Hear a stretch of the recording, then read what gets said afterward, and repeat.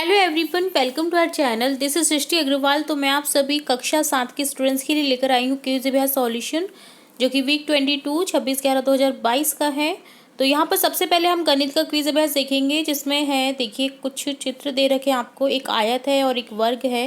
कैसे पता चला? क्योंकि देखिए वर्ग की जो भुजा है वो दे रखी है 4 सेंटीमीटर बी चित्र में। ए में दे रखा है 8 सेंटीमीटर लंबाई और चौड़ाई है 3 सेंटीमीटर।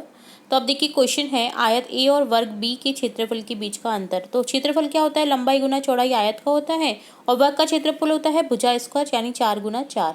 तो देखिए 8 दिया 24, 4 गुना 4 16। ठीक है, अब अंतर क्या हो जाएगा? 24 में से 16 को घटा दीजिए, 8 वर्ग सेंटीमीटर। तो आंसर जो है फर्स्ट ऑप्शन करेक्ट हो जाएगा। अगला है, रीता ने 42 सेंटीमीटर लंबी कैनवास की दोनों और एक पेंटिंग बनाई। उसके द्वारा चित्रित कुल क्षेत्रफल कितना हो जाएगा?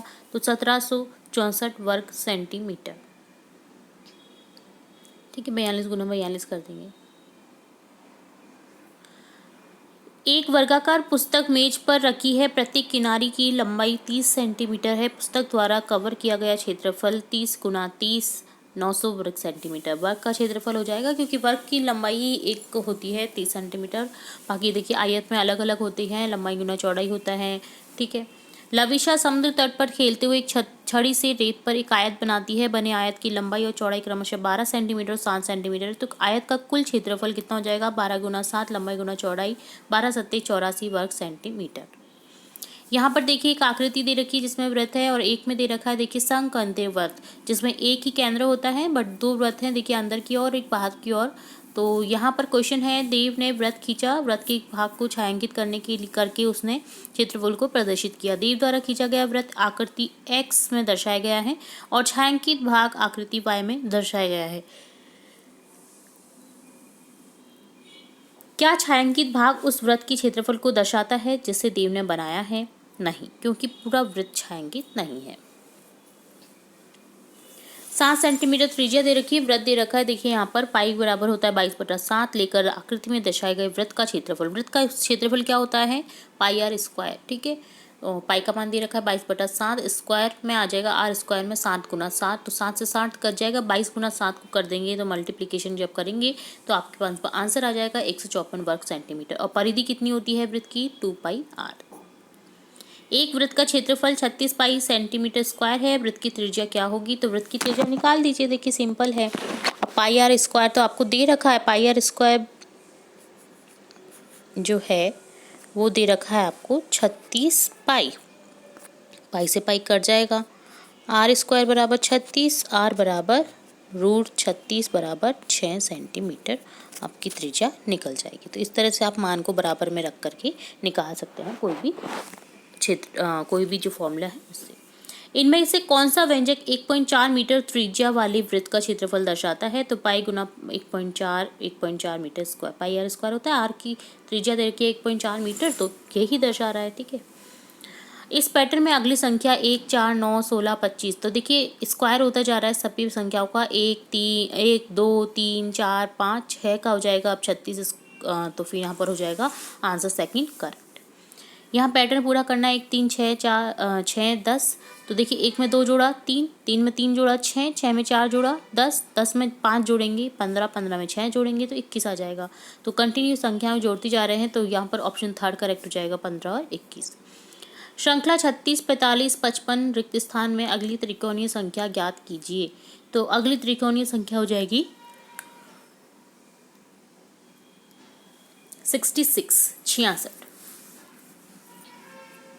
ठीक है, चलिए नेक्स्ट देखेंगे।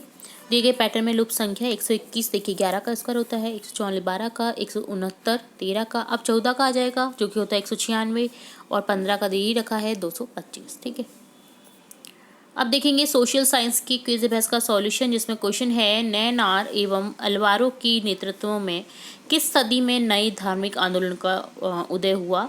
तो भक्ति और सूफी दोनों में ही, तो ऑप्शन थर्ड करेक्ट हो जाएगा दोनों। कितने नयनार संत थे? 63। कितने अलवार संत थे? 12। 11वीं शताब्दी में तमिलनाडु में कौन पैदा हुआ था और अलवर से गहरा प्रभावित था? रामानुज।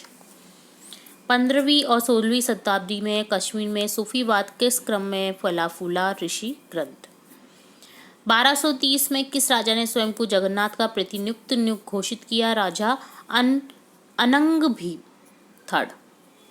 किस मुगल सम्राट ने अत्यंत कुशल चित्रकारों को संरक्षण प्रदान किया जो प्राथमिक रूप से इतिहास और काव्य की पांडुलिपियां चित्रित करते थे?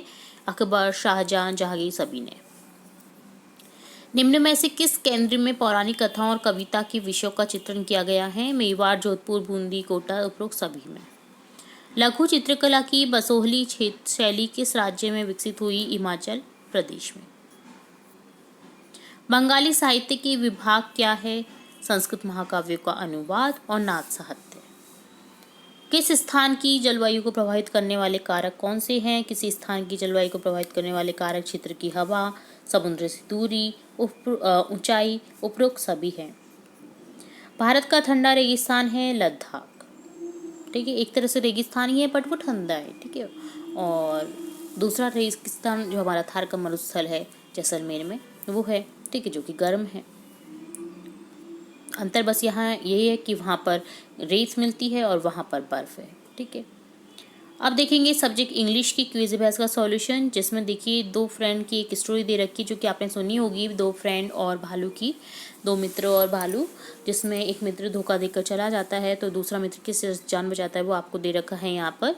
तो आप इस स्टोरी को इसको जरूर से पढ़ें क्योंकि बहुत ही अच्छी स्टोरी है और लर्न करें। अब इससे रिलेटेड कुछ क्वेश्चन पूछे जाएंगे जिनके हमको आंसर करने जो कि इसी स्टोरी में उपलब्ध हैं, तो आप इस स्टोरी को जरूर से पढ़ें। अब देखेंगे हम इन क्वेश्चन के answer.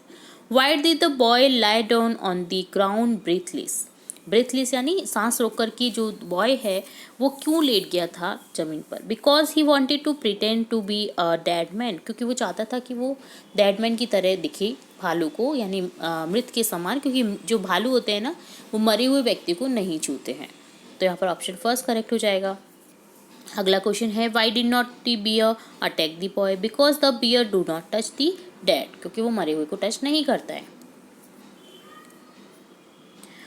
Who was the false friend? कौन था झूठा मित्र? The one who climbed up the tree, ठीक है, जो चढ़ गया उसे अकेला, दूसरे मित्र को अकेला छोड़ करके पेड़ पर, ठीक है। Who is the author of the poem Mystery of the Talking Fan? तो आपको बताना है author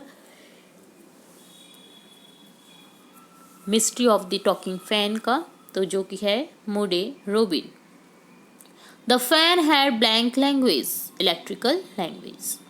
The language of the fan was first a mystery. Why? Because the author was unable to understand his electrical language. जो fan की electrical आवाज़ थी ना वो ऑथर नहीं समझ पा रहा था। Why was the mystery of the fan spoiled? Because it stopped making noise. The talking fan was demanding oiling. क्या डिमांड कर रहा था? बोलता हुआ पंखा, oiling. Once there was a talking fan. Electrical his chatter. What do you mean by chatter? Chatter यानी to talk for a long time about unimportant things.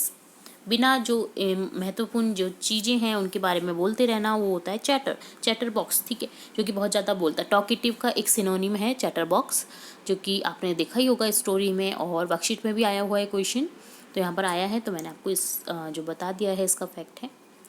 Because one day somebody oil his little wheeling motor. What do you mean by wheeling? To move in a circle. Choose the subordinate clause. I know the girl who won the prize. तो clause है who won the prize, जिसने जीता prize. मैं जानता हूँ उस girl को जिसने जीता प्राइज। मेन क्लॉज क्या है? I will not go until he arrives. यहाँ पर है I will not go, main clause है, ठीक है। सबऑर्डिनेट क्लॉज कौन सा है? यहाँ पर देखिए who won the prize। और मेन क्लॉज क्या होता है? जो शुरू का पक्ष रहता है, मैं नहीं जाऊँगा, ठीक है, जब तक वो अराइव नहीं हो जाता है। तो ये डन होता है आपका क्विज अभ्यास सॉल्यूशन, जिसमें हमने सभी सब्जेक्ट्स के क्विज अभ्यास सॉल्यूशन देखे हैं। उम्मीद है आपको सभी क्वेश्चन अच्छे से समझ आए होंगे। फिर भी कोई क्वेश्चन में डाउट रहता है तो आप हमें कमेंट बॉक्स में कमेंट करके पूछ सकते हैं। तो इसी तरह और भी इंपॉर्टेंट वीडियोस देखेंगे हम, आपके क्लासेस से रिलेट इंपॉर्टेंट पेपर्स देखेंगे, इंपॉर्टेंट जो भी चीज़ें रहती हैं वो भी देखते रहते हैं हम हमारे चैनल पर। तो जुड़े रहिए हमारे चैनल के साथ। वीडियो को पूरा देखने के लिए धन्यवाद।